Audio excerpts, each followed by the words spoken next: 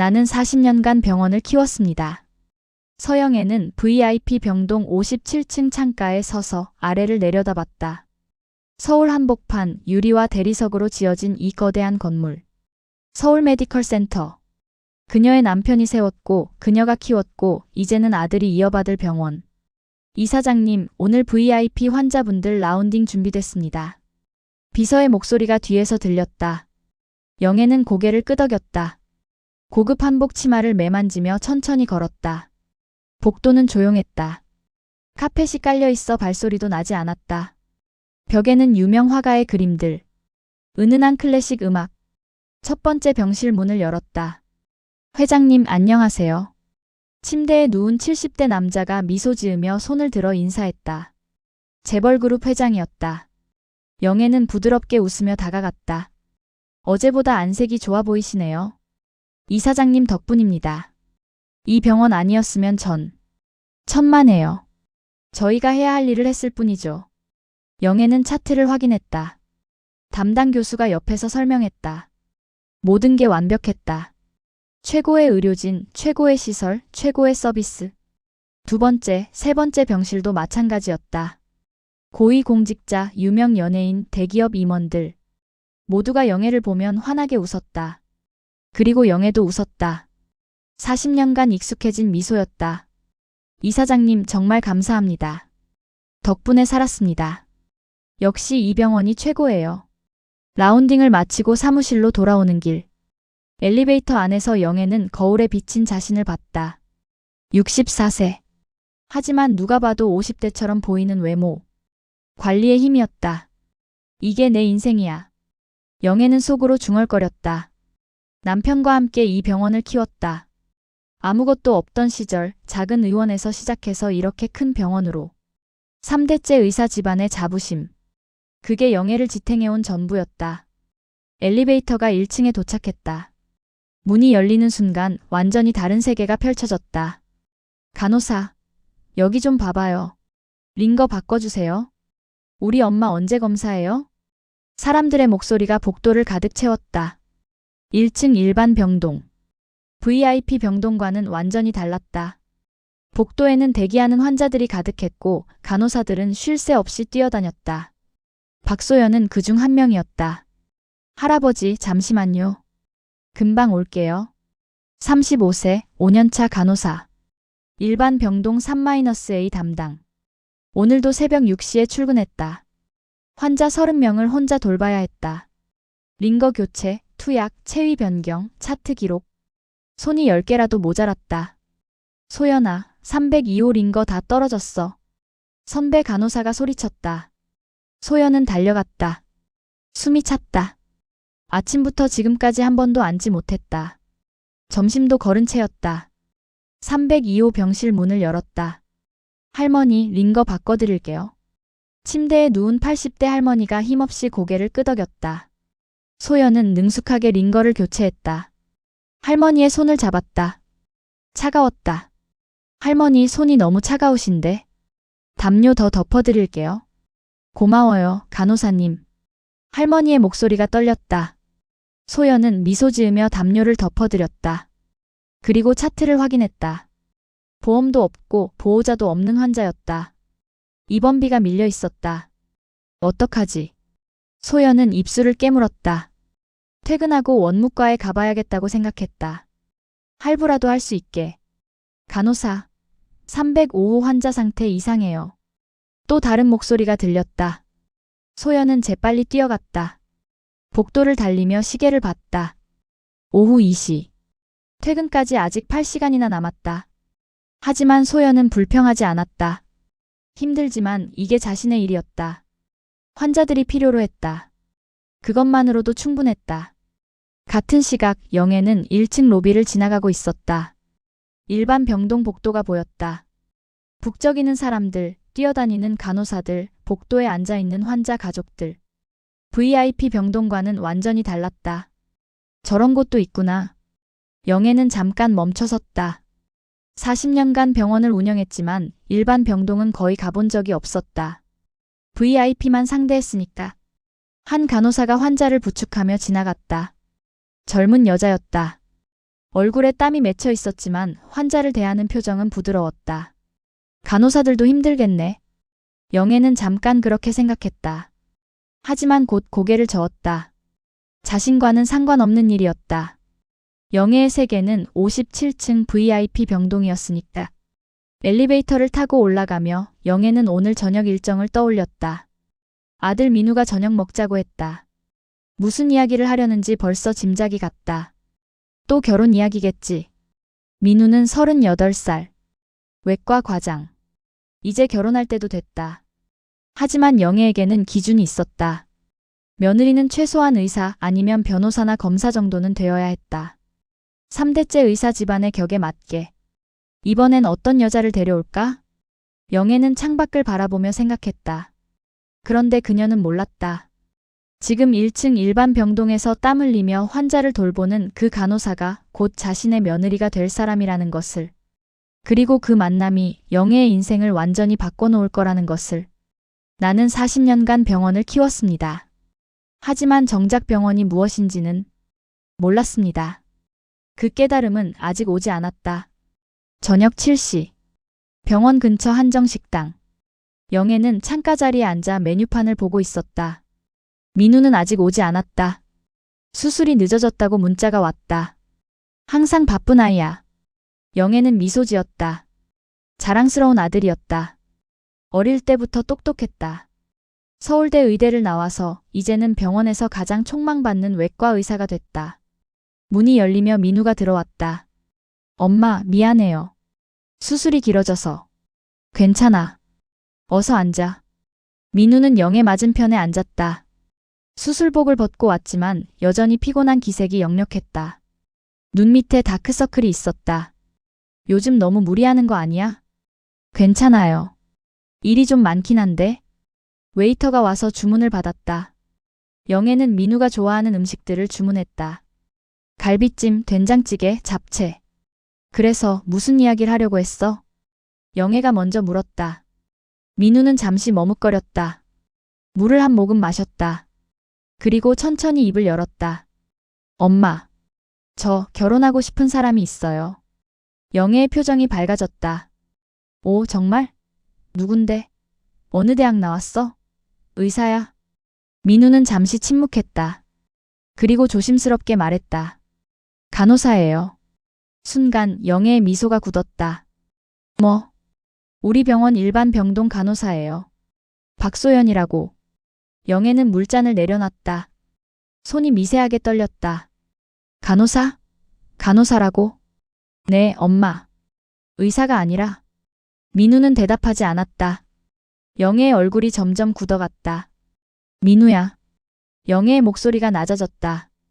민우는 그 목소리를 알았다. 화가 났다는 신호였다.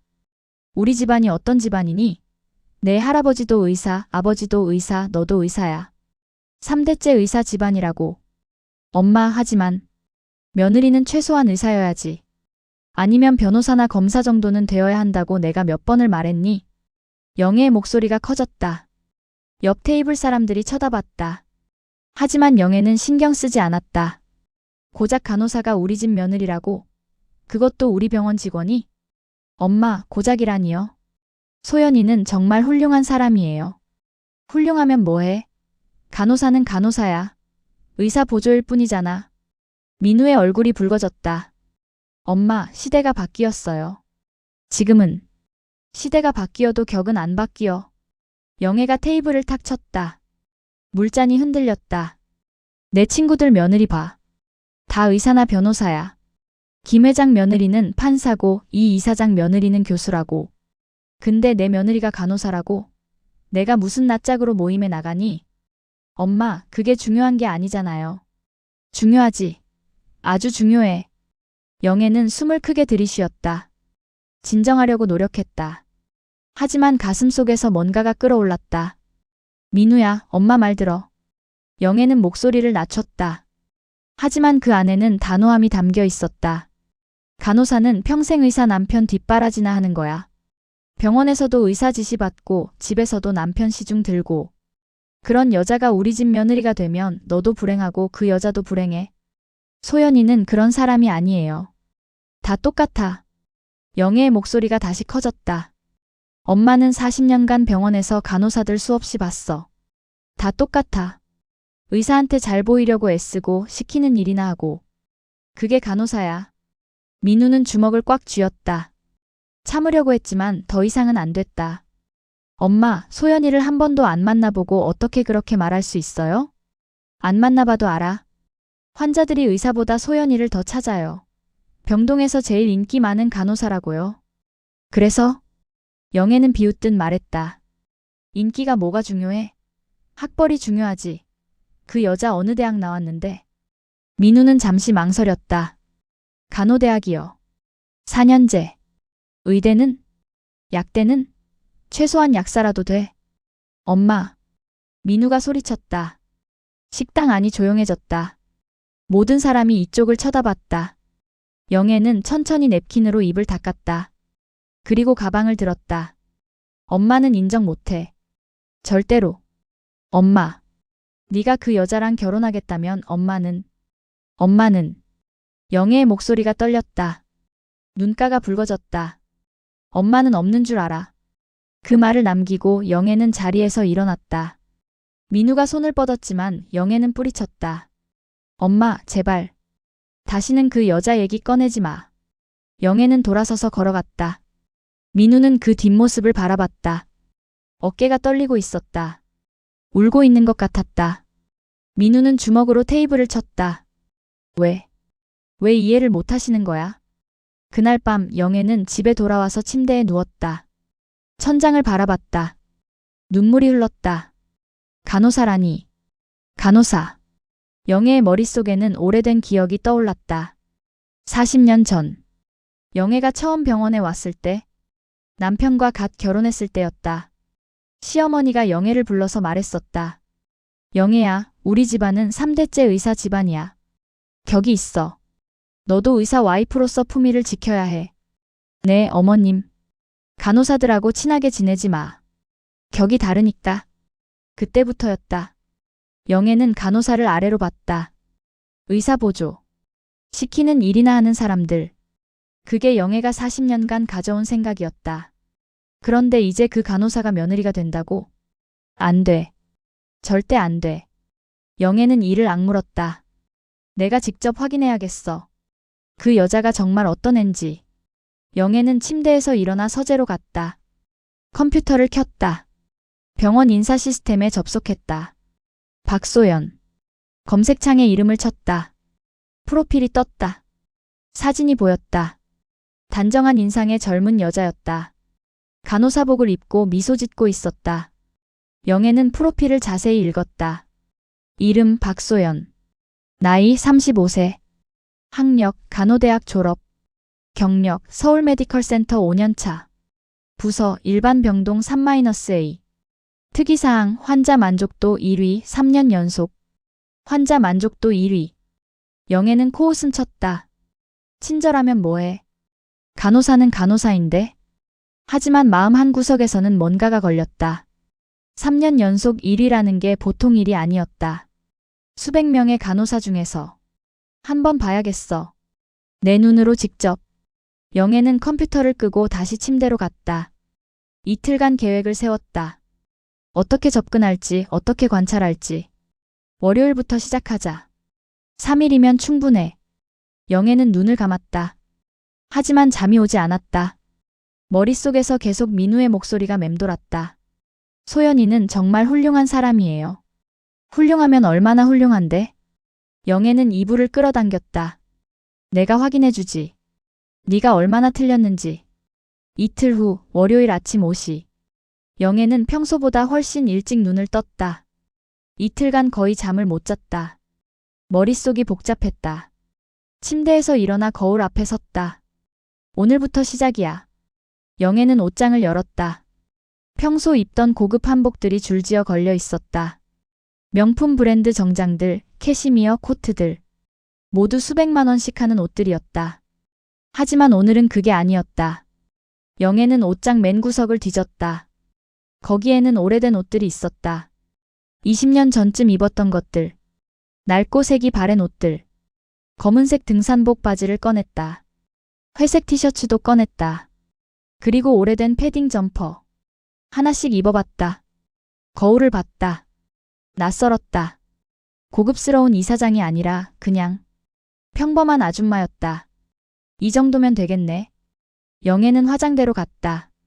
평소에는 화장을 정성껏 했다. 피부 관리도 꾸준히 받았으니까 64세치고는 젊어 보였다. 하지만 오늘은 화장을 하지 않았다. 선크림만 살짝 발랐다. 거울을 다시 봤다. 확실히 늙어 보였다. 주름이 더 도드라졌다. 영애는 검은색 모자를 꺼내 깊게 눌러 썼다. 큰 안경도 꼈다. 도수 없는 패션 안경이었다. 그리고 마스크까지 착용했다. 완벽해. 영애는 가방도 바꿨다. 명품 가방 대신 오래된 천 가방을 꺼냈다. 거기에 필요한 것들을 넣었다. 지갑, 휴대폰, 손수건. 준비가 끝났다. 거울 속의 자신을 마지막으로 봤다. 완전히 다른 사람 같았다. 박소연, 내가 간다. 오전 7시. 병원 1층 로비. 영애는 일반 출입구로 들어왔다. VIP 전용 엘리베이터가 아니라 일반 엘리베이터를 탔다. 사람들로 붐볐다. 환자들, 보호자들, 직원들. 모두 바쁘게 움직였다. 영애는 그 사이에 섞였다. 아무도 그녀를 알아보지 못했다. 당연했다. 이렇게 차림한 영애를 본 사람은 없었으니까. 3층에서 내렸다. 일반 병동이었다. 복도는 이미 복잡했다. 환자들이 복도를 걸었고 보호자들이 벤치에 앉아 있었다. 간호사들이 여기저기 뛰어다녔다. 영애는 천천히 걸으며 주위를 둘러봤다. VIP 병동과는 완전히 달랐다. 벽은 허름했다. 페인트가 벗겨진 곳도 있었다. 바닥 타일은 오래되어 금이 가 있었다. 천장의 형광등은 깜빡거렸다. 이런 곳이었구나. 영애는 40년간 병원을 운영했지만 일반 병동에는 거의 와본 적이 없었다. 항상 VIP 병동만 신경 썼으니까. 간호사실 앞을 지나갔다. 문이 열려 있었다. 안을 슬쩍 들여다봤다. 간호사들이 모여서 차트를 보고 있었다. 얼굴들이 다 피곤해 보였다. 밤샘 근무를 한 사람들 같았다. 오늘 환자 몇 명이야? 30명. 한 명 늘었어. 또? 진짜 못하겠다. 그래도 해야지.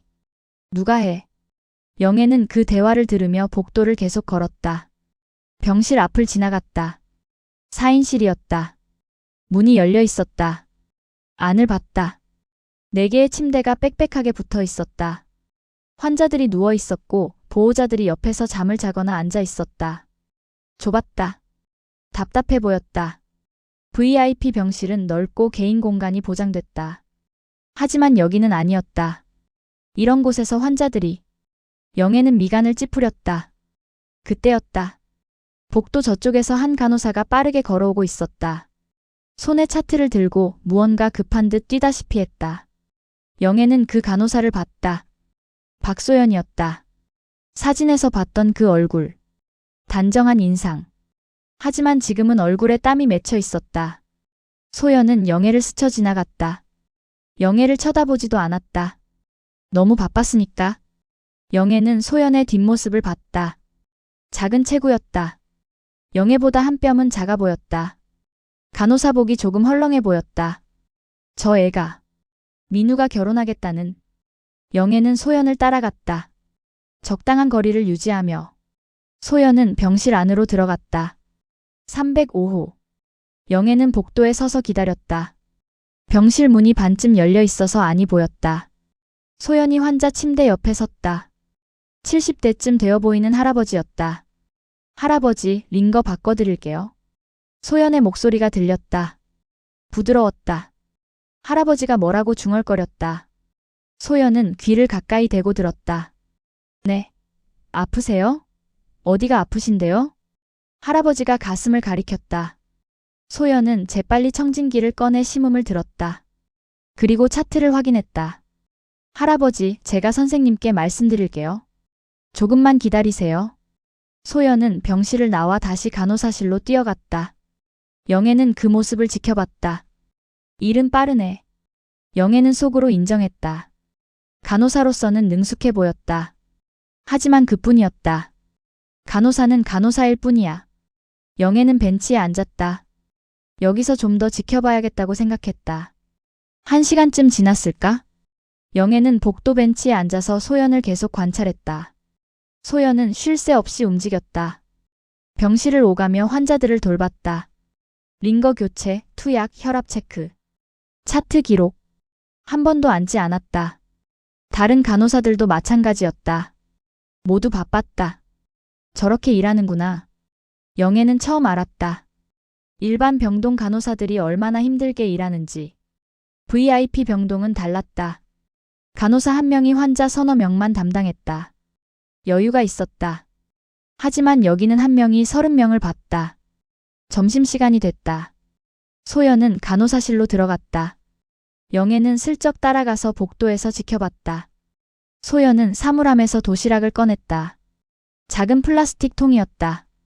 김밥 몇 줄이 들어있었다. 다른 간호사들은 식당에 가거나 밖에 나가서 먹었다. 하지만 소연은 그냥 간호사실 구석에 앉아서 혼자 먹었다. 빨리 먹었다. 5분도 안 걸린 것 같았다. 그리고 다시 일어나 병실로 갔다. 영애는 그 모습을 보며 생각했다. 돈이 없나 보네. 김밥만 먹고. 영애는 잠깐 안쓰러운 마음이 들었다. 하지만 곧 고개를 저었다. 그래도 간호사는 간호사야. 우리 집안과는 안 맞아. 오후 2시쯤. 영애는 화장실에 갔다. 거울을 봤다. 낡은 옷을 입은 자신의 모습이 여전히 낯설었다. 첫날은 이 정도면 됐어. 내일부터 본격적으로 접근하자. 영애는 화장실을 나와 병원을 떠났다. 하지만 마음 한구석이 불편했다. 소연의 모습이 자꾸 떠올랐다. 땀 흘리며 일하는 모습. 김밥으로 점심을 때우는 모습. 왜 민우가 저 애를 좋아하는 걸까? 영애는 고개를 저으며 걸었다. 내일 더 자세히 봐야겠어. 집으로 돌아가는 길 영애는 스스로에게 다짐했다. 3일이면 충분해. 그 애가 어떤 앤지 다 알 수 있을 거야. 하지만 영애는 몰랐다. 앞으로 이틀 동안 자신이 얼마나 큰 충격을 받게 될지. 그리고 그 충격이 자신의 인생을 완전히 바꿔놓을 거라는 것을.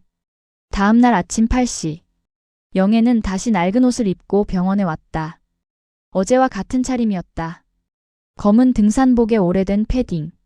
모자와 안경, 마스크까지. 오늘은 계획이 있었다. 직접 소연에게 말을 걸어볼 거였다. 환자 보호자인 척하면서. 영애는 며칠 전 미리 준비해뒀다. 아는 지인의 어머니 실제 치매 환자를 307호에 입원시키기로 했다. 물론 그 가족에게는 자세히 말하지 않았다. 영애가 이사장 권한으로 조용히 처리한 것이었다. 영애는 3층 일반 병동으로 올라갔다. 복도를 걸으며 주위를 둘러봤다. 간호사실 앞을 지나갔다. 소연이 보였다. 다른 간호사들과 차트를 보며 이야기하고 있었다. 영애는 잠시 멈춰섰다. 숨을 고르고 연기할 준비를 했다. 나는 지금 환자 보호자야. 중증 치매 환자의 딸이야. 영애는 긴장하며 간호사실 문을 두드렸다. 저기요. 소연이 고개를 들었다. 영애와 눈이 마주쳤다. 네, 어떻게 도와드릴까요? 소연은 미소 지으며 다가왔다. 영애는 잠시 말문이 막혔다. 가까이서 보니 소연은 생각보다 어려 보였다. 사진에서 본 것보다 실물이 더 단정했다. 눈빛이 맑았다. 저희 어머니가 오늘 307호로 입원하기로 했는데요. 영애는 일부러 목소리를 떨리게 했다. 마스크 때문에 목소리가 더 작게 들렸다. 아, 네. 김정숙 할머니시죠? 오전에 입원 예정이시라고 들었어요. 소연이 바로 대답했다. 환자 이름을 기억하고 있었다. 영애는 놀랐지만 내색하지 않았다. 네. 어머니가 치매가 심하셔서요. 링거를 자꾸 빼려고 하시는데. 아, 네. 제가 특별히 신경 쓸게요. 할머니 오시면 제가 자주 들여다볼게요. 소연의 표정이 진심으로 걱정스러워 보였다. 감사합니다, 간호사님. 아니에요. 또 불편한 거 있으시면 언제든지 말씀하세요. 소연은 다시 간호사실로 들어갔다. 영애는 복도로 나와 한숨을 쉬었다. 첫 접촉은 성공이야. 오전 11시. 영애는 307호 병실 앞 복도에 앉아 있었다. 환자 보호자들이 앉아 있는 벤치였다. 김정숙 할머니는 오전 10시에 입원했다. 영애가 직접 확인했다. 여기서 소연을 계속 지켜볼 수 있었다. 소연은 1시간에 한 번씩 307호에 들렀다. 환자를 확인하고 링거를 체크하고 차트를 기록했다. 영애가 있으면 짧게 인사했다. 할머니 괜찮으세요? 네, 감사합니다. 간단한 대화였지만 소연의 태도는 일관되게 친절했다. 영애는 다른 환자들과 보호자들도 관찰했다. 소연이 다른 병실에 들어가면 환자들이 웃으며 반겼다. 소연 간호사님, 우리 딸 같아. 소연 씨가 제일 좋아. 영애는 그 반응들을 봤다. 인기가 많긴 하네. 하지만 그게 전부였다. 친절한 간호사일 뿐이었다. 점심시간이 됐다. 영애는 슬쩍 간호사실 쪽으로 갔다. 복도 구석에 서서 안을 들여다봤다. 소연은 어제처럼 도시락을 꺼냈다. 김밥이었다. 그리고 작은 물병. 다른 간호사들은 식당에 갔다. 하지만 소연은 혼자 남았다. 영애는 궁금했다. 왜 혼자 먹지? 친구가 없나? 그때 한 간호사가 들어왔다. 선배로 보였다. 소연아, 너 점심 또 김밥이야? 네, 언니. 이게 편해서요. 식당 가지. 밥값도 얼마 안 하잖아. 괜찮아요. 저는 이게 좋아요. 선배 간호사는 고개를 저으며 나갔다. 소연은 혼자 김밥을 먹었다. 빠르게 씹고 삼켰다. 그리고 휴대폰을 봤다. 무언가를 검색하는 것 같았다. 영애는 더 가까이 다가가 슬쩍 봤다. 소연은 의학 논문을 읽고 있었다. 치매 환자 간호에 관한 논문이었다. 공부를 하네. 영애는 약간 놀랐다. 점심시간에도 공부를 하다니. 하지만 곧 생각했다. 그래도 간호사잖아. 의사는 못 돼. 오후 3시. 영애는 복도 벤치에 앉아서 잠깐 졸고 있었다. 아침부터 계속 지켜보느라 피곤했다. 그때 급한 발소리가 들렸다. 영애는 눈을 떴다. 복도 저쪽에서 소연이 빠르게 달려왔다. 손에 구급 카트를 끌고. 뭔가 응급 상황인 것 같았다. 소연은 305호 병실로 들어갔다. 영애는 자리에서 일어나 뒤따라갔다. 병실 문이 열려 있었다. 안을 봤다. 한 환자가 침대에서 경련을 일으키고 있었다. 70대 남자였다. 보호자가 패닉 상태로 소리쳤다. 우리 아버지. 선생님. 소연은 침착하게 환자에게 다가갔다. 보호자분, 뒤로 물러나 계세요. 소연은 환자의 상태를 빠르게 확인했다. 맥박, 호흡, 동공. 그리고 간호사실에 무전을 쳤다. 305호 응급 상황. 의사 선생님 콜 부탁드립니다. 소연은 환자를 옆으로 눕혔다. 기도를 확보하고 산소 마스크를 씌웠다. 모든 동작이 빨랐다. 훈련된 것처럼. 잠시 후 의사가 뛰어왔다. 젊은 레지던트였다. 무슨 일이에요? 환자 갑자기 경련 시작했어요. 혈압 180에 맥박 120이요. 소연이 차분하게 보고했다. 의사는 소연의 말을 듣고 즉시 처치를 지시했다. 소연은 능숙하게 약을 준비하고 투여했다. 5분 정도 지나자 환자의 경련이 멈췄다. 호흡이 안정됐다. 보호자가 소연에게 달려와 손을 잡았다. 감사합니다, 간호사님. 정말 감사합니다. 괜찮으세요? 다행히 빨리 발견해서 괜찮아지셨어요. 소연은 미소 지으며 보호자를 안심시켰다. 영애는 그 모습을 문 밖에서 지켜봤다. 전문적이긴 하네. 영애는 인정했다.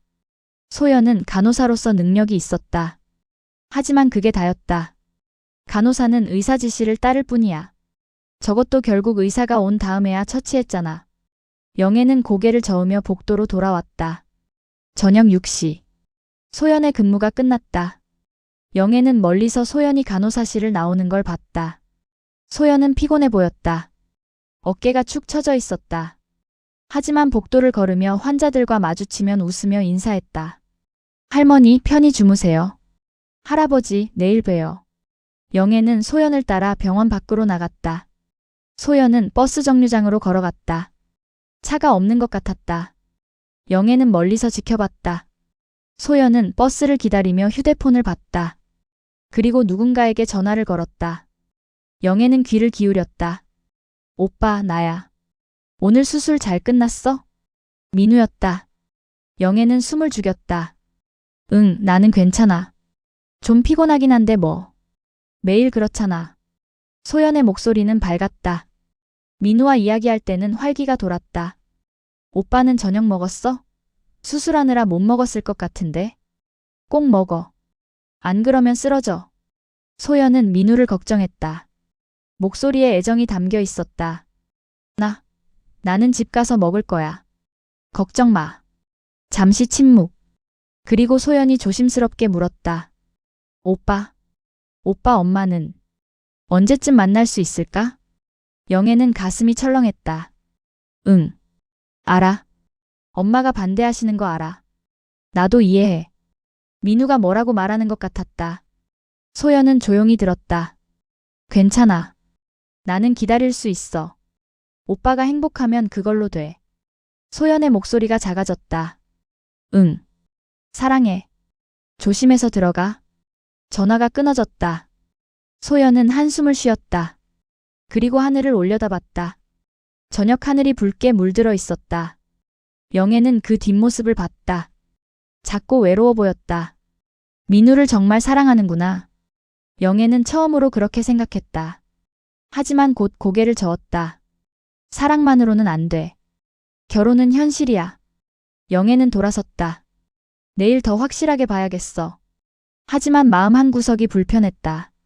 소연의 나는 기다릴 수 있어 라는 말이 자꾸 귀에 맴돌았다.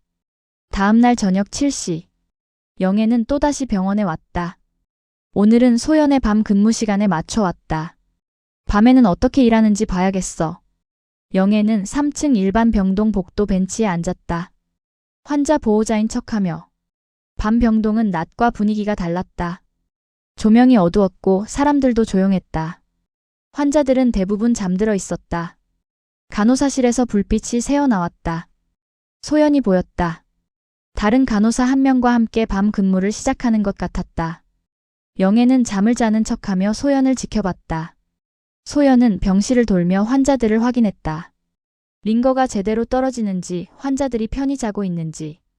조용히 환자들을 깨우지 않으려고 조심하며 움직였다. 밤 10시. 갑자기 병실에서 소리가 들렸다. 아파. 303호 병실이었다. 소연이 재빨리 뛰어갔다. 영애도 슬쩍 따라갔다. 병실 문이 열려 있었다. 안을 봤다. 60대 남자 환자가 가슴을 움켜쥐고 신음하고 있었다. 환자분 어디가 아프세요? 소연이 침대 옆으로 다가갔다. 가슴이. 숨을 못 쉬겠어요. 환자의 얼굴이 창백했다. 식은땀이 흘렀다. 소연은 즉시 상황을 파악했다. 심장 쪽 통증이시죠? 제가 바로 선생님 부를게요. 소연은 간호사실로 뛰어가 당직 의사를 불렀다. 하지만 당직 의사는 다른 응급 환자를 보고 있었다. 바로 올 수 없었다. 10분 정도 걸릴 것 같아요. 소연은 다시 병실로 돌아왔다. 환자 상태가 점점 나빠지고 있었다.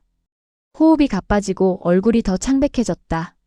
소연은 즉시 산소 마스크를 씌우고 심전도 모니터를 연결했다. 화면을 봤다. 부정맥이 보였다. 이건 응급이야. 소연은 판단했다. 10분을 기다릴 수 없었다. 소연은 구급 카트를 끌고 와서 응급 약물을 준비했다. 그리고 환자에게 말했다. 환자분, 제가 지금 응급 처치할게요. 괜찮으시죠? 환자는 고개를 간신히 끄덕였다. 소연은 니트로글리세린을 혀 밑에 넣어줬다. 그리고 링거라인으로 응급 약물을 투여했다. 영애는 문 밖에서 그 모습을 지켜봤다. 의사 없이 약을 투여하다니. 규정상으로는 안 되는 일이었다.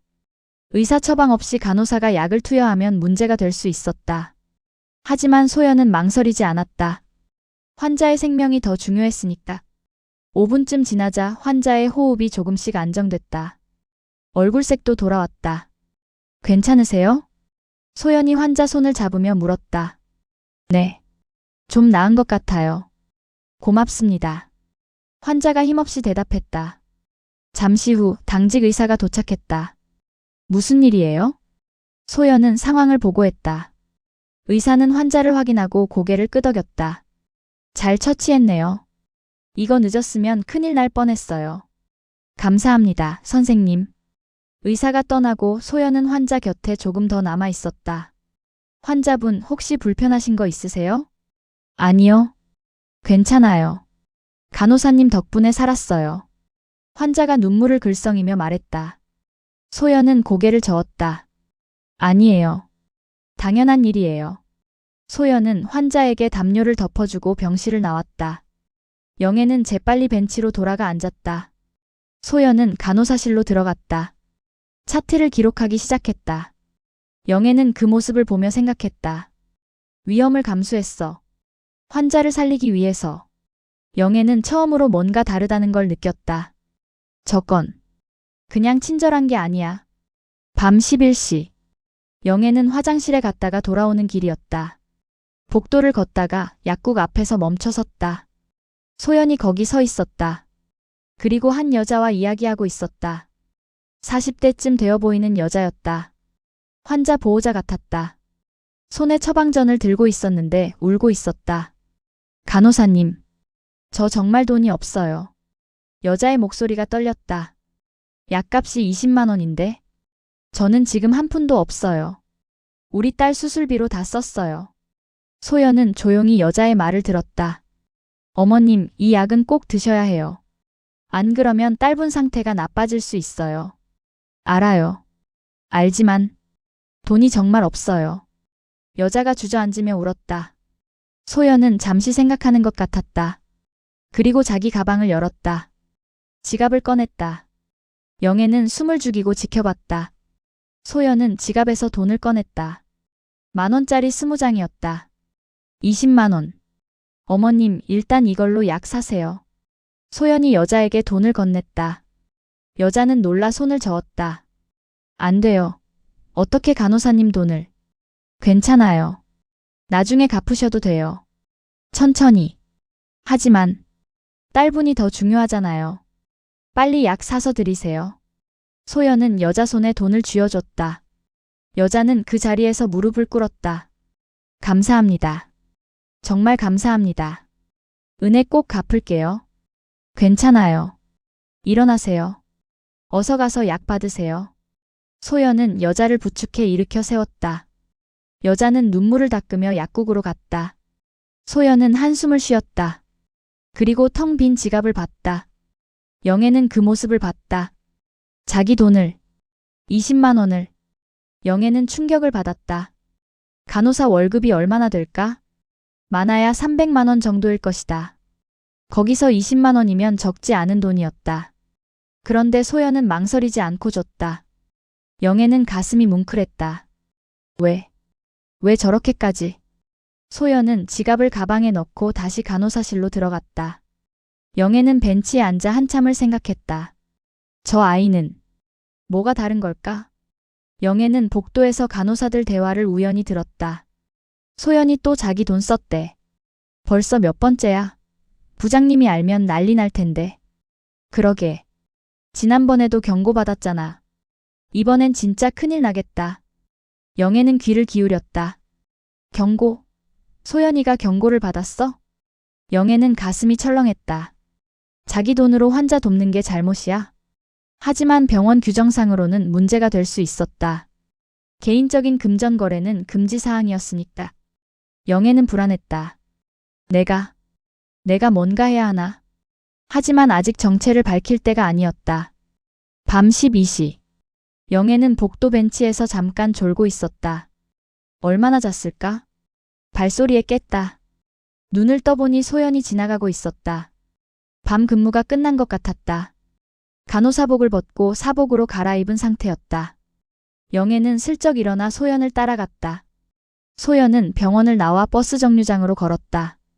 밤 12시가 넘었는데도 버스를 기다렸다. 차가 없으니까. 영애는 멀리서 지켜봤다.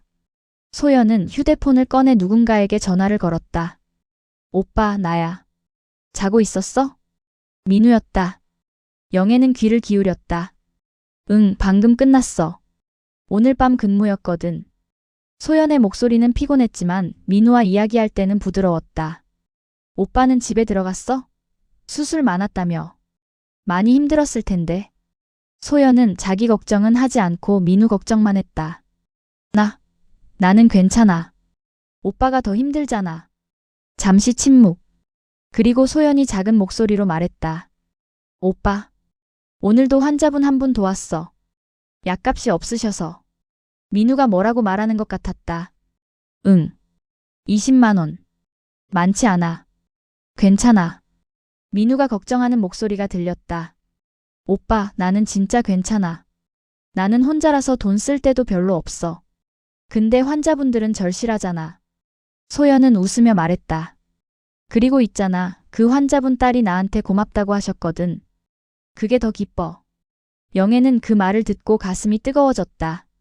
저 아이는 돈 때문이 아니라 사람 때문에 일하는구나. 소연은 계속 민우와 이야기했다. 오빠, 엄마는 요즘 어때? 민우가 뭔가 말했다. 소연의 얼굴이 조금 어두워졌다. 응. 나도 알아. 엄마가 나를 안 좋아하시는 거. 당연하지. 나는 그냥 간호사니까. 영애는 가슴이 찔렸다. 하지만 괜찮아. 나는 오빠만 있으면 돼. 오빠가 행복하면 그게 제일 중요해. 소연의 목소리가 작아졌다. 엄마 마음이 풀리는데 시간이 걸릴 수도 있어. 나는 기다릴 수 있어. 영애는 눈시울이 뜨거워졌다. 이 아이는 나를 원망하지 않는구나. 버스가 왔다. 소연은 전화를 끊었다. 오빠, 버스 왔어. 사랑해. 조심해서 자. 소연은 버스에 올랐다. 영애는 그 버스가 떠나는 걸 지켜봤다. 한참을 그 자리에 서 있었다. 가슴속에서 뭔가가 무너지는 소리가 들렸다. 내가 틀렸나? 영애는 처음으로 의심했다. 자신이 가져온 기준이, 가치관이, 편견이. 저 아이는 간호사가 아니야. 저건. 영애는 말을 잇지 못했다. 집으로 돌아가는 택시 안에서 영애는 계속 소연의 모습을 떠올렸다. 환자를 살리기 위해 위험을 감수하던 모습. 자기 돈으로 약값을 대신 내주던 모습. 그리고 자신을 원망하지 않고 기다리겠다던 모습. 내일이 마지막이야. 영애는 속으로 다짐했다. 내일 확실하게 봐야겠어. 그리고 결정하자. 하지만 영애는 이미 알고 있었다. 마음이 흔들리고 있다는 것을. 다음 날 아침. 영애는 병원 사무실에 있었다. 평소처럼 이사장 업무를 보고 있었다. 그때 비서가 급히 들어왔다. 이사장님, 긴급 상황입니다. 어젯밤 대형 버스 사고로. 영애는 자리에서 일어났다. 응급실 상황은? 포화 상태입니다. 환자 40명이 한꺼번에. 영애는 즉시 응급실로 향했다. 복도를 빠르게 걸으며 생각했다. 소연은 어떻게 하고 있을까? 지난 이틀간 소연을 지켜본 영애였다. 오늘은 관찰이 아니었다. 이사장으로서 병원을 확인해야 했다. 하지만 마음 한편으로는 소연이 걱정됐다. 오전 11시. 영애는 응급실에 도착했다. 1층 로비부터 난리였다. 환자 가족들이 복도를 가득 메우고 있었다. 응급실은 더 심했다. 환자들이 침대와 휠체어에 실려 복도까지 넘쳐났다. 의사들과 간호사들이 정신없이 뛰어다녔다. 영애는 응급실로 들어갔다. 이사장님, 응급의학과 과장이 다가왔다. 상황이 어때요? 중증 환자 15명, 경증 25명입니다. 의사와 간호사 전원 투입했지만 부족합니다. 다른 병동에서 지원 인력 보내요. 이미 요청했습니다. 영애는 주위를 둘러봤다. 그때 저쪽에 소연이 보였다. 소연은 당직이 아니었다. 오늘은 쉬는 날이었다. 하지만 여기 있었다. 영애는 가까이 다가갔다. 소연은 중증 환자 곁에서 링거를 연결하고 있었다. 얼굴에 땀이 흘렀다. 박소연 간호사. 영애가 불렀다. 소연은 고개를 들었다. 이사장을 보고 깜짝 놀라 급히 일어섰다. 이사장님, 오늘 당직이 아니잖아요? 네. 하지만 뉴스 보고 그냥 있을 수가 없어서요. 제가 도와야 할 것 같아서. 소연의 목소리는 떨렸다. 피곤해 보였다. 언제부터 여기 있었어요? 오늘 새벽 6시부터요. 뉴스 보자마자 왔어요. 벌써 5시간째 일하고 있었다. 쉬는 날인데도 영애는 말문이 막혔다. 환자분 괜찮으세요? 조금만 참으세요. 소연은 다시 환자에게 집중했다.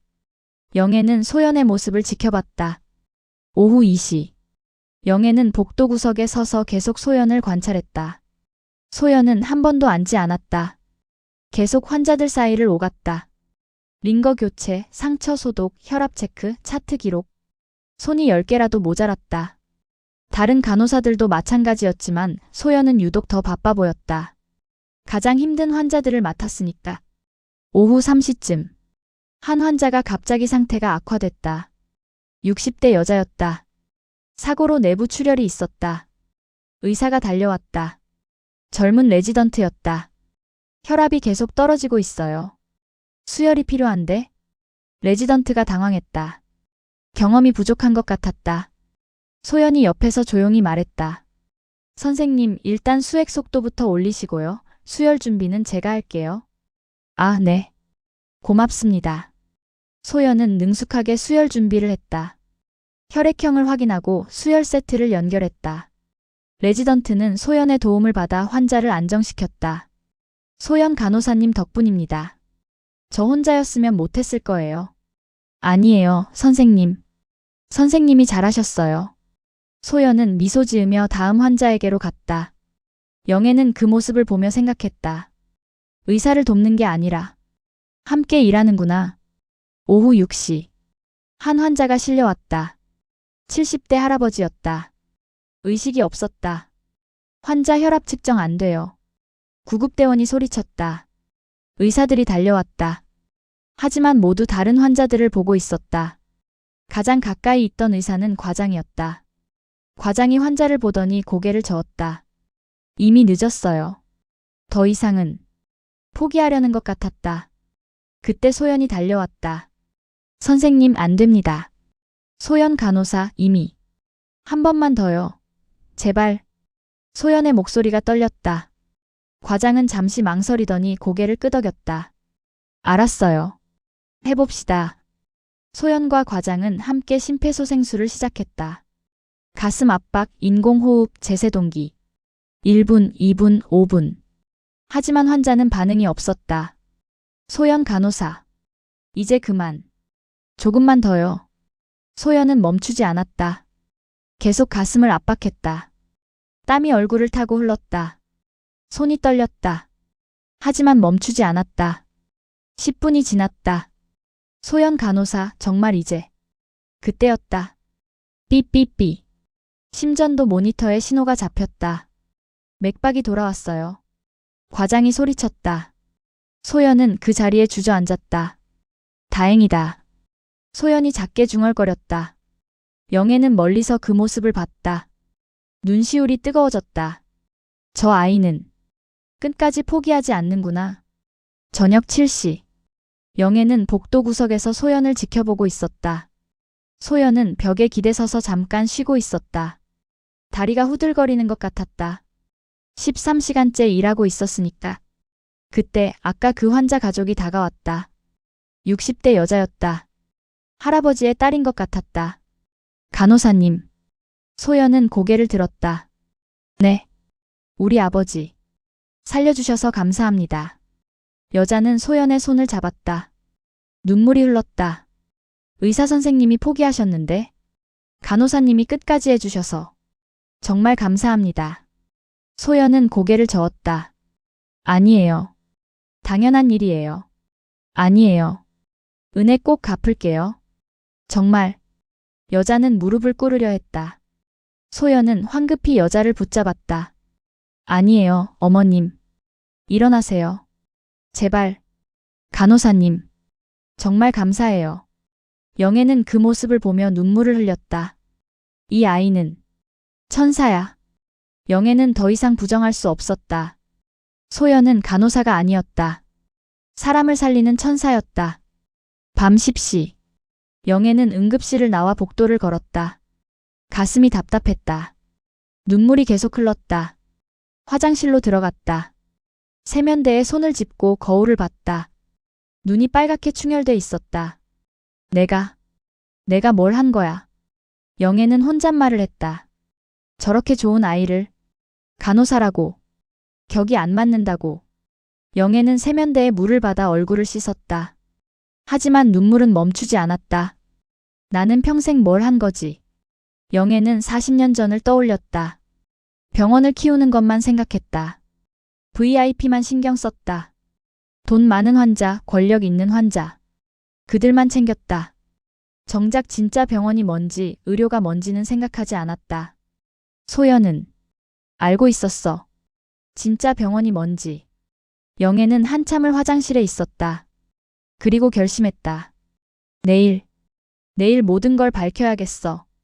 영애는 화장실을 나왔다. 복도를 걸어 응급실로 돌아가려는데 누군가 쓰러지는 소리가 들렸다. 사람들이 소리쳤다. 영애는 급히 뛰어갔다. 바닥에 소연이 쓰러져 있었다. 소연 간호사. 다른 간호사들이 달려왔다. 영애도 다가갔다. 소연은 의식은 있었지만 일어서지 못했다. 너무 피곤했던 것이다. 괜찮아. 나 괜찮아. 소연이 일어서려 했지만 다리에 힘이 없었다. 소연아, 이제 그만해.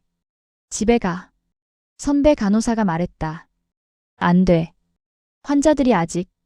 우리가 할게. 너 이러다 큰일 나. 선배 간호사가 소연을 부축했다. 영애는 그 모습을 보며 가슴이 미어졌다. 내가 어떻게 저 아이를 반대했을까? 소연은 겨우 일어나 간호사실로 들어갔다. 영애는 멀리서 지켜봤다. 소연은 사물함에서 가방을 꺼냈다. 그리고 거울을 봤다. 얼굴이 창백했다. 눈 밑에 다크서클이 짙었다. 하지만 소연은 미소 지었다. 오늘도 환자들 다 살았어. 다행이다. 소연은 중얼거리며 간호사실을 나왔다. 영애는 숨어서 지켜봤다. 소연은 복도를 걸어 병원 밖으로 나갔다. 영애는 따라갔다. 소연은 버스 정류장으로 갔다. 하지만 힘이 없어서 벤치에 앉았다. 고개를 뒤로 젖히고 하늘을 봤다. 후. 긴 한숨이 나왔다. 그리고 휴대폰을 꺼냈다. 민우에게 전화를 걸었다. 오빠. 나야. 목소리가 힘없었다. 응. 오늘 정말 힘들었어. 환자가 너무 많았거든. 민우가 걱정하는 소리가 들렸다. 괜찮아. 다 살렸어. 한 분도 안 돌아가셨어. 그게 제일 다행이야. 소연은 웃으며 말했다. 힘들어도 웃었다. 오빠, 나 오늘 느꼈어. 내가 간호사가 된 이유를.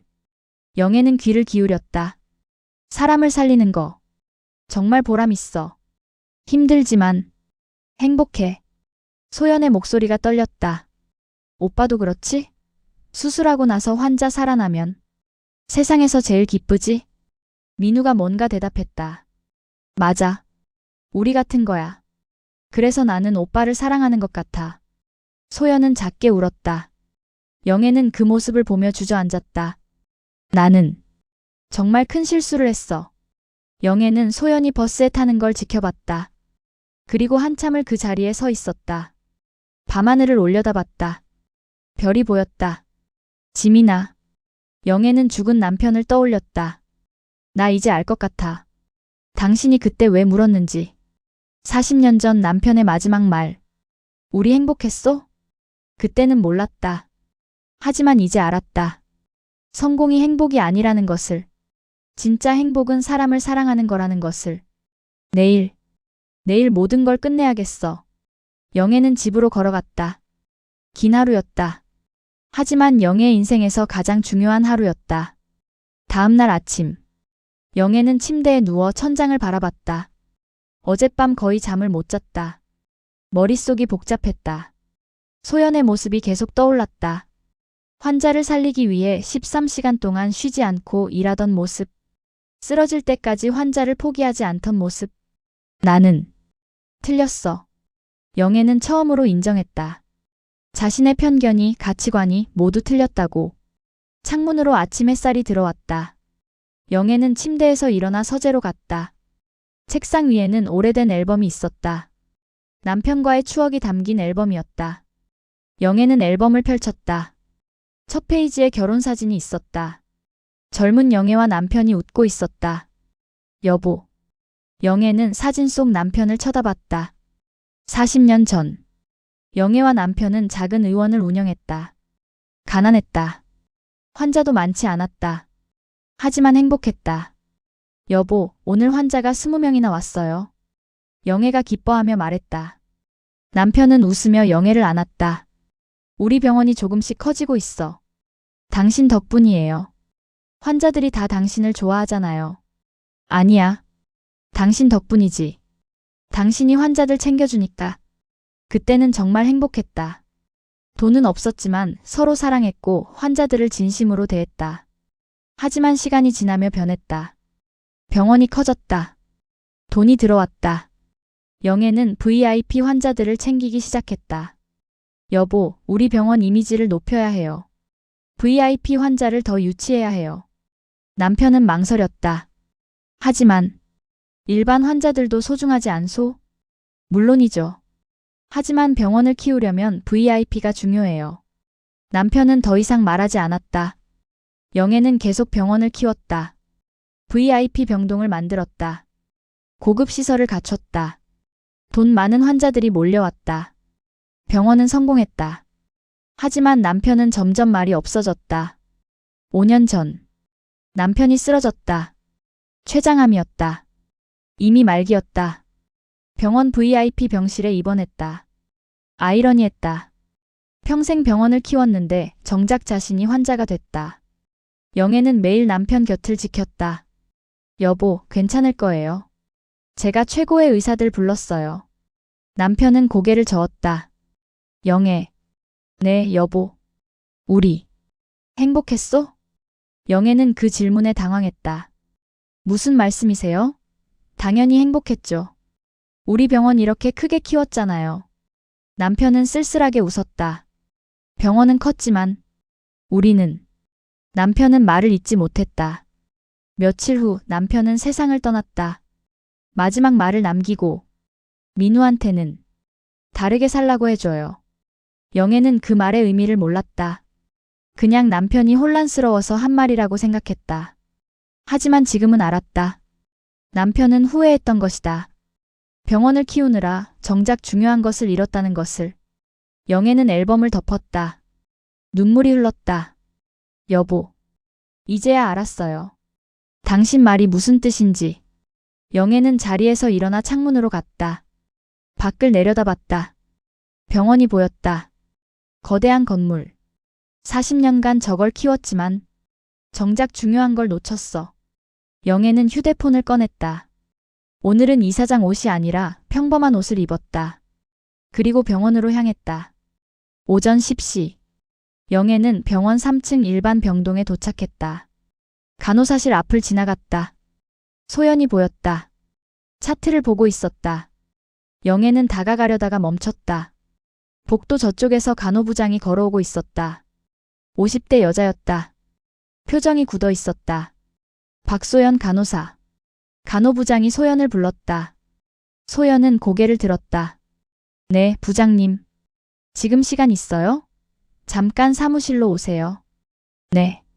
소연은 간호부장을 따라갔다. 영애는 슬쩍 뒤따라갔다.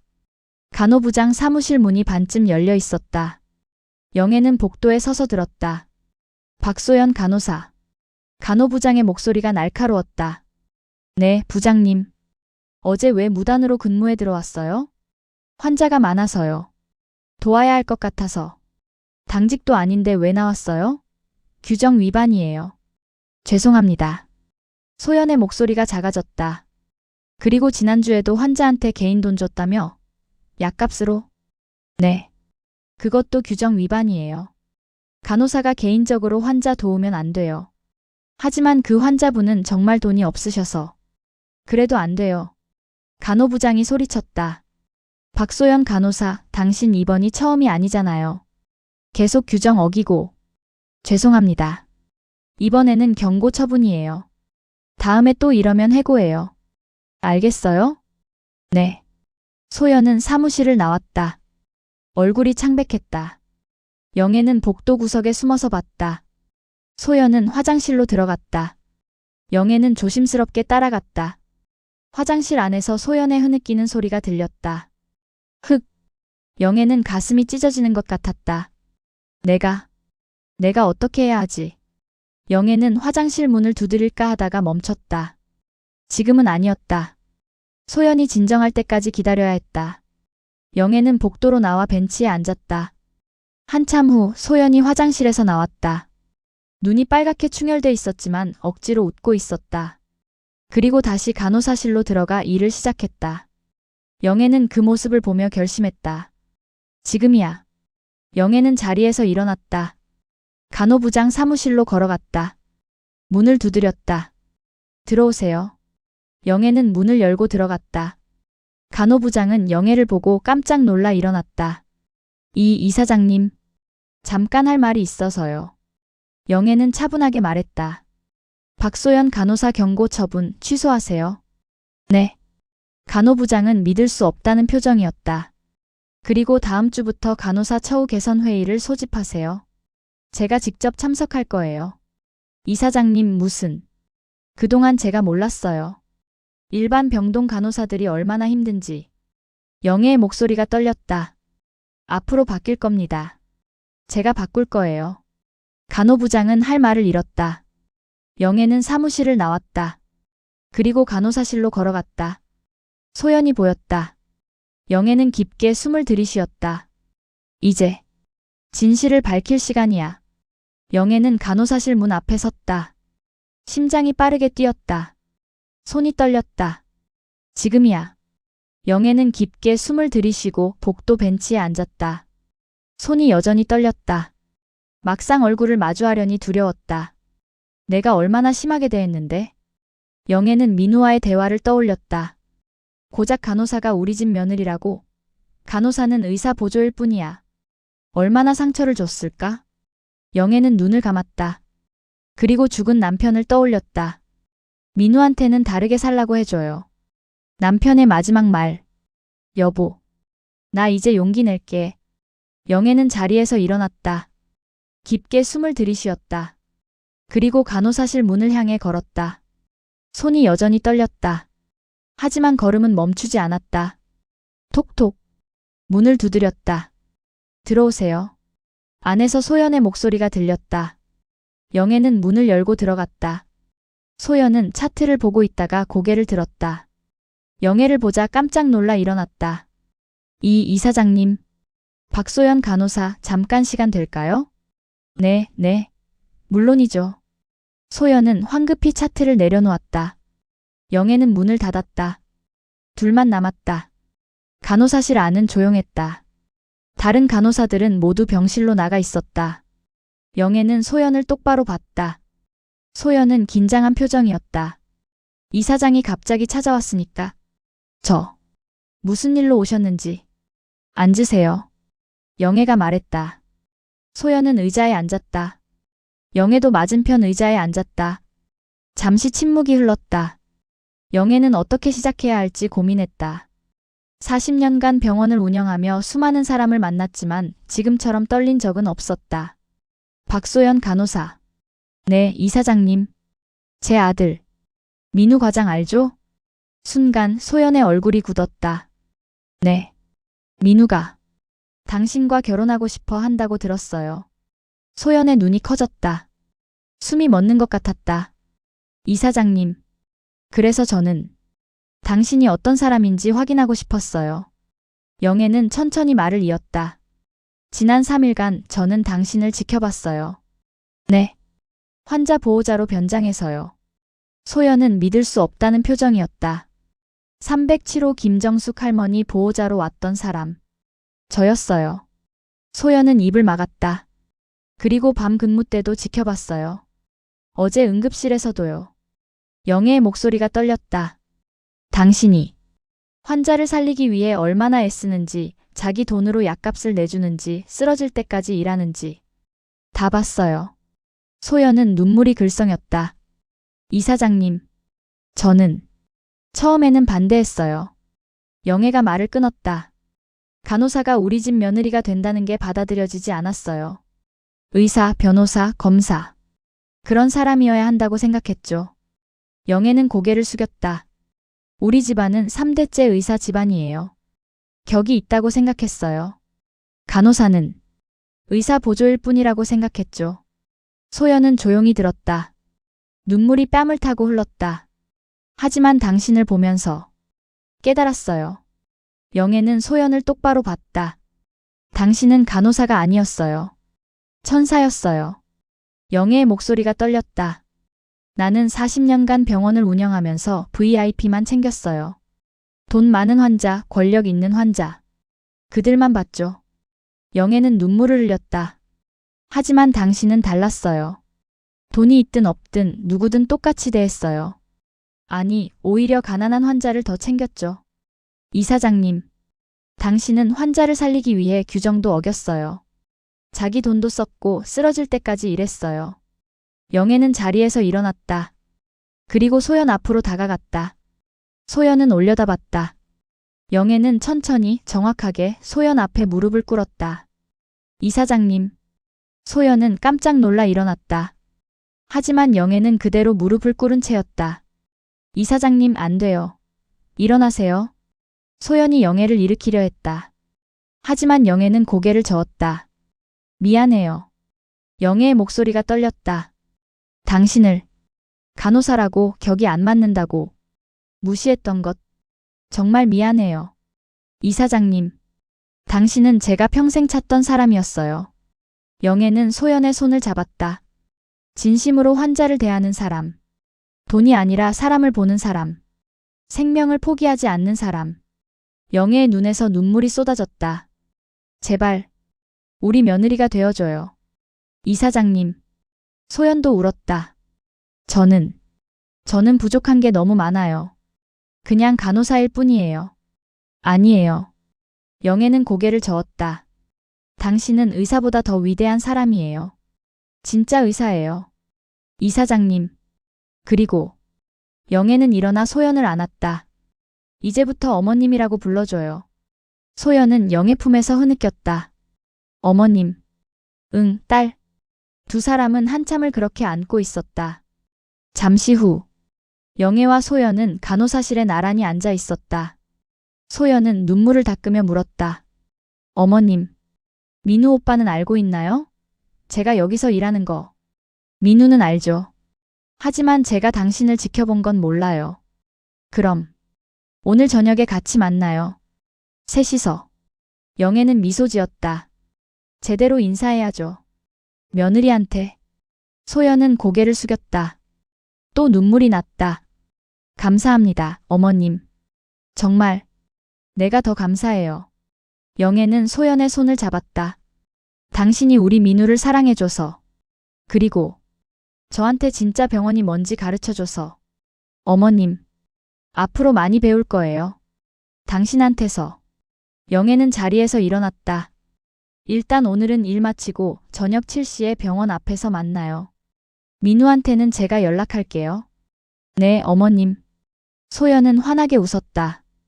영애도 웃었다. 40년 만에 진심으로 웃는 것 같았다. 저녁 7시. 병원 정문 앞. 영애는 벤치에 앉아 기다리고 있었다. 고급 한복이 아니라 단정한 정장을 입었다.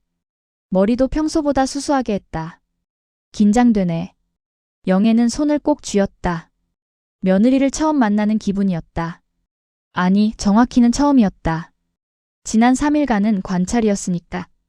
오늘은 진짜 며느리로 만나는 거였다. 저쪽에서 소연이 걸어오고 있었다. 간호사복이 아니라 예쁜 원피스를 입었다.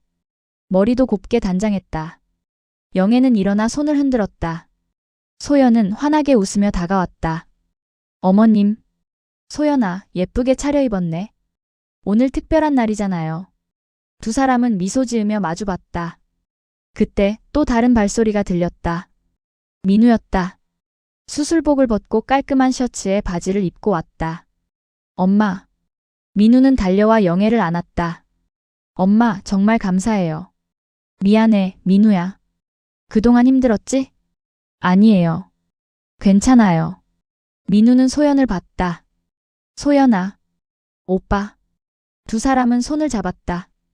영애는 그 모습을 보며 눈물이 났다. 이게 행복이구나. 자, 이제 저녁 먹으러 가요. 영애가 말했다. 오늘은 제가 살게요. 우리 며느리 환영하는 날이니까. 어머님. 소연이 눈물을 글썽였다. 영애는 소연의 손을 잡았다. 앞으로 우리 가족이에요. 잘 부탁해요. 네, 어머님. 저야말로. 세 사람은 손을 잡고 식당으로 걸어갔다. 저녁 하늘이 붉게 물들어 있었다. 따뜻한 바람이 불었다. 영애는 처음으로 진짜 행복을 느꼈다. 40년 만에. 6개월 후. 2025년 9월. 서울 메디컬 센터 1층 로비. 새로운 간판이 세워져 있었다. 박소연 환자지원센터. 깨끗하고 밝은 사무실이었다. 책상 몇 개와 상담 공간이 마련되어 있었다. 그리고 그 안에 소연이 앉아 있었다. 더 이상 간호사복이 아니었다. 단정한 정장을 입고 있었다. 하지만 여전히 환자들을 직접 만나고 있었다. 할머니, 이 서류 작성하시면 치료비 지원 받으실 수 있어요. 정말요, 선생님? 네. 걱정 마세요. 제가 도와드릴게요. 소연은 여전히 따뜻한 미소를 지었다. 센터 문이 열리며 영애가 들어왔다. 소연아, 오늘 상담 많아? 어머님. 네, 오늘 20분 정도 오셨어요. 고생이 많네. 영애는 소연 옆에 앉았다. 영애도 더 이상 VIP 병동만 가지 않았다. 일주일에 2번씩 환자지원센터에 와서 소연을 도왔다. 직접 환자들을 만나고 이야기를 들었다. 어머님, 오늘 김순자 할머니 수술 잘 끝나셨대요. 정말? 다행이다. 치료비 지원 덕분에 수술 받으셨대요. 정말 감사하다고 하셨어요. 영애는 미소 지었다. 우리가 해야 할 일이지. 두 사람은 나란히 앉아 서류를 정리했다. 시어머니와 며느리가 아니라 동료처럼. 오후 6시. 센터 문을 닫고 영애와 소연은 함께 복도를 걸었다. 오늘 민우 수술 끝났을까? 소연이 물었다. 문자 왔어. 방금 끝났대. 그럼 같이 저녁 먹어요, 어머님. 그래야지. 두 사람은 외과 의국으로 갔다. 민우가 수술복을 벗고 나오고 있었다. 엄마, 소연아. 오빠, 수술 잘 끝났어? 응. 환자분 상태 좋아. 민우는 소연의 손을 잡았다. 오늘 저녁 뭐 먹을까? 어머님이 고르세요. 나는 뭐든 좋아. 너희가 좋아하는 거 먹자. 세 사람은 병원 식당으로 갔다. 예전에는 외부 고급 식당만 갔었다. 하지만 이제는 병원 식당에서 직원들과 함께 먹었다. 이사장님. 간호사들이 인사했다. 수고 많아요. 영애는 화답하며 미소 지었다. 예전에는 간호사들과 인사도 잘하지 않았다. 하지만 이제는 달랐다. 저녁 8시. 영애는 혼자 집으로 돌아왔다. 민우와 소연은 데이트를 하러 갔다. 곧 결혼할 예정이었다. 다음 달에. 영애는 거실 소파에 앉아 창밖을 봤다. 서울의 야경이 보였다. 반짝이는 불빛들. 예전에는 그 불빛이 성공의 상징 같았다. 하지만 이제는 달랐다. 저 불빛 하나하나가 사람이었다. 누군가의 가족, 누군가의 사랑. 여보. 영애는 서재로 갔다. 책상 위에 남편 사진이 있었다. 사진 속 남편은 웃고 있었다. 여보, 우리 민우 다음 달에 결혼해요. 영애는 사진에 대고 말했다. 좋은 사람 만났어요. 소연이라고. 간호사예요. 영애는 미소 지었다. 당신이 원했던 거. 이제 이뤘어요. 민우는 행복하게 살 거예요. 사진 속 남편은 여전히 웃고 있었다. 영애는 사진을 내려놓고 일기장을 펼쳤다. 40년 만에 쓰는 일기였다. 2025년 9월 15일. 오늘도 소연이와 함께 환자들을 도왔다. 김순자 할머니 수술이 잘 끝났다고 한다. 우리 센터에서 치료비를 지원했다. 할머니가 우시며 고맙다고 하셨다. 그 모습을 보며 나도 울었다. 40년간 병원을 운영했지만 환자의 눈물을 이렇게 가까이서 본 건 처음이었다. 소연이가 가르쳐줬다. 병원은 건물이 아니라 마음이라는 것을. 의사가 위대한 게 아니라 환자를 사랑하는 마음이 위대한 거라는 것을. 나는 40년을 잘못 살았다. 하지만 이제라도 알게 돼서 다행이다. 소연아, 고마워. 내 며느리가 되어줘서. 그리고 내 선생님이 되어줘서. 민우야, 행복해라. 소연이를 잘 사랑해라. 여보, 당신도 저 하늘에서 기뻐하고 있겠지? 우리 아들 제대로 된 사람 만났어요. 영애는 일기장을 덮었다. 눈물이 흘렀다. 하지만 슬픈 눈물이 아니었다. 행복한 눈물이었다. 창밖으로 별이 보였다. 영애는 별을 보며 중얼거렸다. 나는 40년간 병원을 키웠습니다. 하지만 정작 병원이 무엇인지는 몰랐습니다. 영애는 미소 지었다. 이제는 압니다. 병원은 건물이 아니라 마음이라는 것을. 영애는 자리에서 일어나 침실로 갔다. 오늘도 긴 하루였다. 하지만 행복한 하루였다. 침대에 누워 눈을 감았다. 내일은 소연과 함께 또 환자들을 도울 것이다. 그 생각만으로도 가슴이 따뜻했다. 고맙다, 소연아. 영애는 잠들기 전 마지막으로 중얼거렸다. 네가 내 인생을 바꿔줬어. 진짜 의사는 병을 고치지만 진짜 간호사는 마음을 고친다. 오늘 이야기는 여기까지입니다. 40년간 병원을 키웠지만 정작 병원의 진짜 의미는 몰랐던 한 이사장. 그리고 그녀에게 진짜 병원이 무엇인지 가르쳐준 한 간호사. 때로는 우리가 가진 편견이 우리 앞에 있는 가장 소중한 것을 보지 못하게 만들기도 합니다. 하지만 진심은 언제나 통하는 법입니다. 병원은 건물이 아니라 마음입니다. 격은 직업이 아니라 사람됨에서 나오는 것입니다. 여러분 곁에도 이런 소중한 사람이 있지 않으신가요? 오늘 이야기가 마음에 드셨다면 좋아요와 구독 부탁드립니다. 인생 오디오북 카페에서 더 많은 감동적인 이야기로 여러분을 찾아뵙겠습니다. 오늘도 들어주셔서 감사합니다. 다음 이야기로 또 찾아뵙겠습니다.